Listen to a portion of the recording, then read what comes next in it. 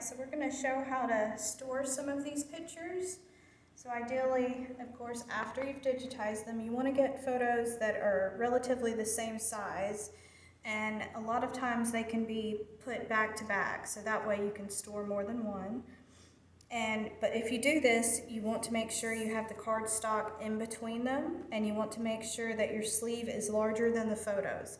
You do not want to bend any photos because each of these, where the Ziploc part is going to be a little bit smaller. And if you'll notice, these are not particularly smiling individuals, and you have to think about the time period. When these photos were taken, it probably took a very long time for them to sit there to take the photo, and if you had sat there that long, you might not be smiling either.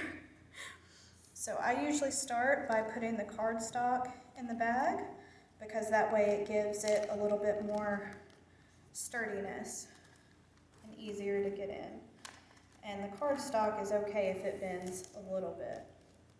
So then you want to get photograph and put it in one side, so you notice that easily slips in. And then you get the other. And this one actually does have a little bit of writing on it, but of course if you've already digitized it, you'll know that that writing is on the back of it.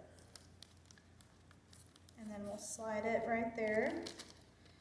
And if you'll notice, I don't want to put it flat on the surface to get the air, but just gently do that so that you get the air out, and Ziploc it. So that way you have both of your photos in there. If there is writing on the back, it's not going to transfer to the other.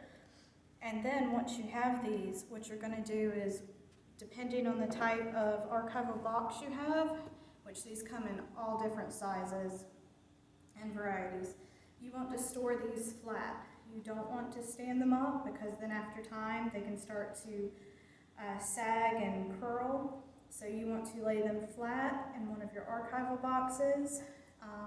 They don't necessarily need to have something in between these, of course, unless you live in a very warm environment, which you don't want to store those in anyway. But lay them flat, and then you can have several different bags on top of each other. Try to make sure you have maybe the larger ones on the bottom, of course, and the smaller ones on top, so that way you also don't prevent any bending of these.